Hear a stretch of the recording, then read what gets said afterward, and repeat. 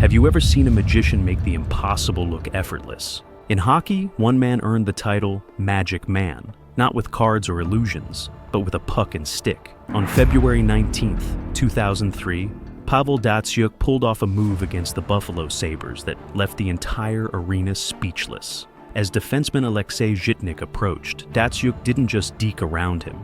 He made the puck disappear between his legs, spun 360 degrees, and emerged on the other side, while Zhitnik was still looking in the wrong direction.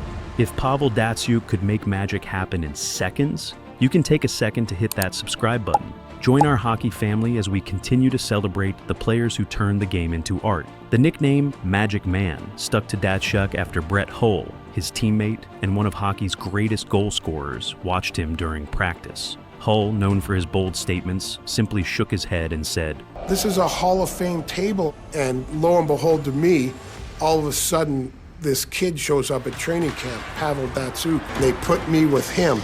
He doesn't speak English, but he is the sickest player I've ever seen in my life. Think about this. In an era when hockey was getting faster and more physical, this quiet Russian player was using finesse and creativity to dominate games. He wasn't the biggest at 5'11", wasn't the fastest, but he had something that couldn't be measured, an ability to see plays develop before they happened, like a chess grandmaster thinking 5 moves ahead. In the industrial city of Yekaterinburg, Russia, 1978, a young Pavel Datsyuk learned to stick handle not on pristine ice rinks, but in cramped apartment hallways with a ball and makeshift stick. His father drove a delivery van, and young Pavel often helped, carrying heavy packages that unknowingly built the core strength he'd later use to shield pucks from NHL defenders. At age 12, tragedy struck when his mother died, leaving his father to raise him alone, a loss that shaped his quiet, introspective personality. Unlike today's hockey prodigies, Datsyuk wasn't a standout youth player. His first coach at the Dynamo Yekaterinburg Hockey School actually cut him twice, saying he was too small and too frail. But Datsyuk kept showing up at practices anyway, sneaking onto the ice after everyone left. Viktor Kuchergin, another local coach, saw something special in the undersized kid. Not just skill, but an obsessive dedication to improving. By age 16, when most future NHL stars were already drafted into major junior leagues, Datsyuk was still playing in Russia's third-tier league. He earned just $200 a month, supplementing his income by selling sports equipment at a local market. The Detroit Red Wings scout who first spotted him in 1997 was actually there to watch someone else. But Datsyuk stole the show, with moves that made the scout call Detroit immediately saying, "I found someone special. Nobody knows about him." When Pavel Datsyuk first arrived in Detroit in 2001, legendary coach Scotty Bowman saw something unique. While other coaches wanted to change Datsyuk's creative style to fit NHL standards, Bowman did the opposite. He told his staff, "Don't touch his game, just teach him English." This decision would transform not just the Red Wings, but hockey itself. Those early years in Detroit became Datsyuk's masterclass. He sat next to Steve Yzerman in the locker room. No accident, as Bowman wanted his young Russian star learning from the captain.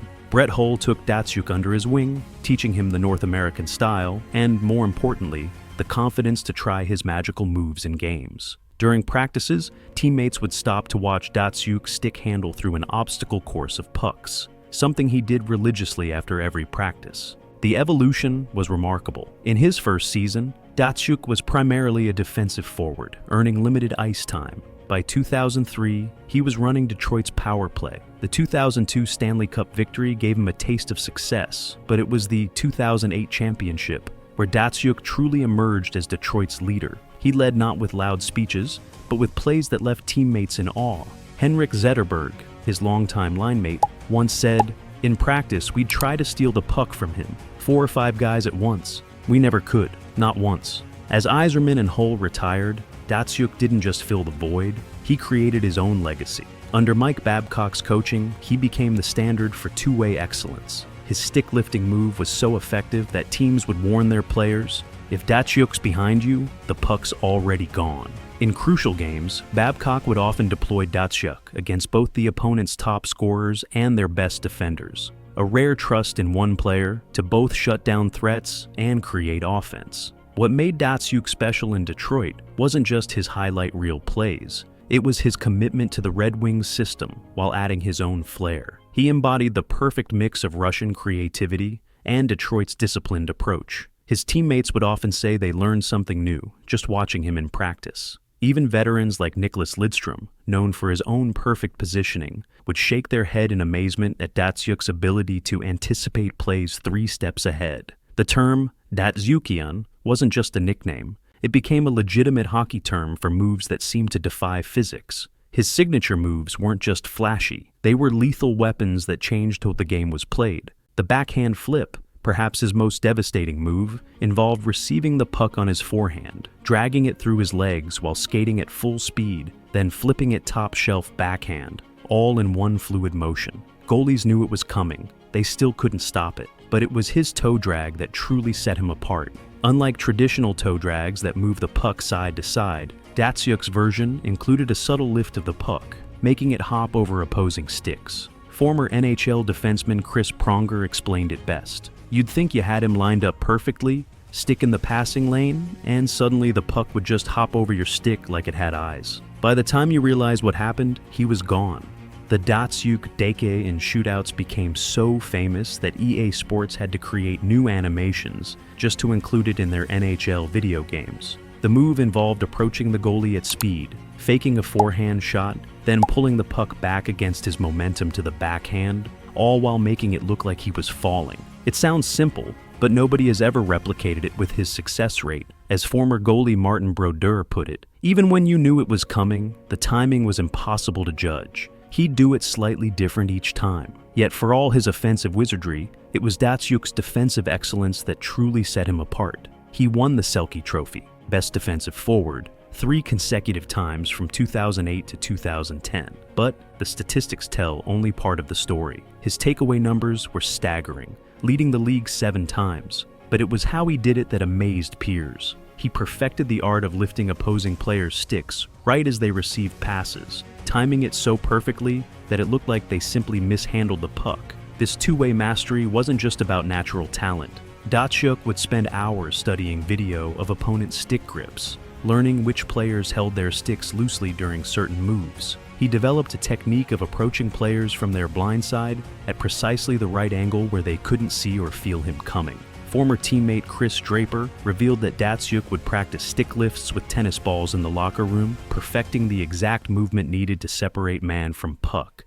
His defensive positioning was so precise that Detroit's coaches would use video of his shifts to teach young players. He rarely threw body checks, instead using angles and stick work to force turnovers. This style not only proved more effective, but helped him maintain his energy for offensive rushes. As Mike Babcock once said, Pavel doesn't waste movement. Every stride, every stick check, every turn, it's all calculated. He's playing chess while others are playing checkers. Pavel Datsyuk's influence on modern hockey is evident in every rink, from the NHL to youth leagues. Watch any skilled forward today, players like Patrick Kane, Johnny Gaudreau, or Artemi Panarin, and you'll see traces of Datsyuk's puck-handling techniques.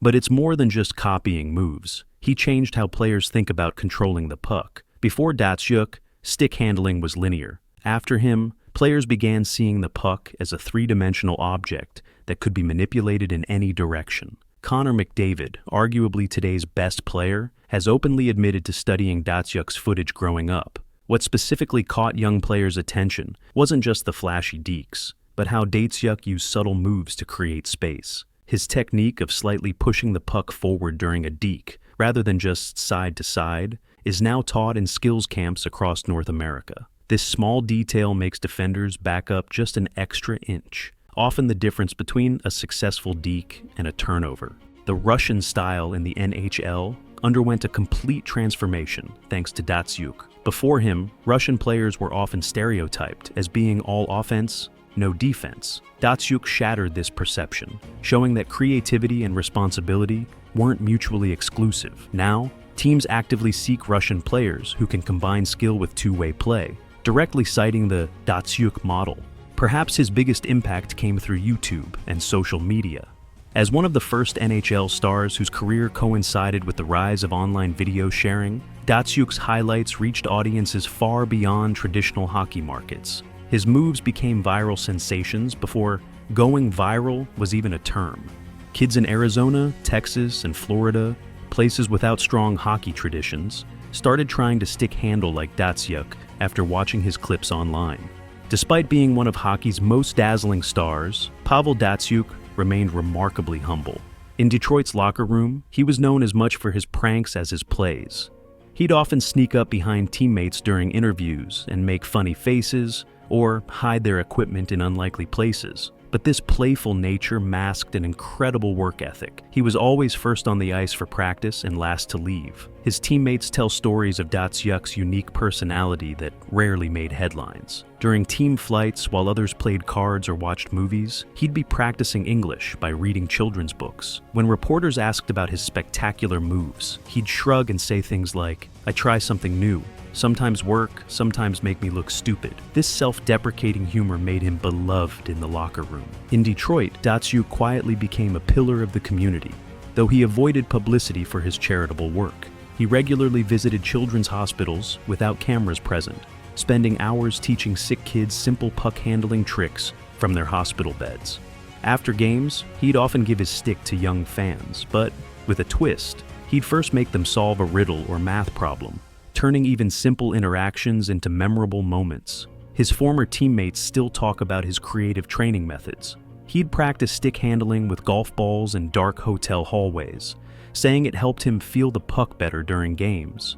In team meetings, he'd occasionally surprise everyone by offering profound observations in his broken English, followed by a joke to lighten the mood. As teammate Henrik Zetterberg once said, "Pavel could make you laugh and teach you something about hockey in the same sentence, even if you weren't sure exactly what he said." When Datsyuk returned to Russia in 2016 to join SKA St. Petersburg, he proved he still had magic left in his hands. At age 37, when most players decline, he dominated the KHL, leading his team to the Gagarin Cup finals and earning MVP honors. His KHL performances showed that his style of play, based on intelligence and skill rather than pure speed, could excel well into his late 30s. Now, as hockey historians debate his Hall of Fame credentials, the numbers tell only part of the story. 953 NHL games, 314 goals, 604 assists, 2 Stanley Cups, 4 Lady Byng trophies, and 3 Selke trophies. But Datsyuk's true impact transcends statistics. He created moves that had never been seen before and may never be perfectly replicated. As former teammate Steve Yzerman put it, there are great players who play the game at a high level. And then there are the rare few who change how the game is played. Pavel is in that second category. The Magic Man's legacy lives on in every between-the-legs move, every creative deke, and every young player who dares to try something different on the ice. In the history of hockey, few players have captivated audiences quite like Pavel Datsyuk. He wasn't the fastest, wasn't the strongest, but he was something even more rare. He was unique. The Magic Man showed us that hockey isn't just about power and speed, it's about creativity, intelligence, and imagination.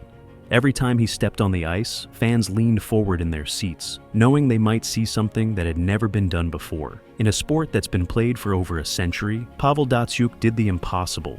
He made hockey feel new again. Just like Datsyuk's magic lives on in today's game, you can keep these legendary stories alive by joining our channel. Hit subscribe, and let's celebrate hockey's greatest magicians, past and present.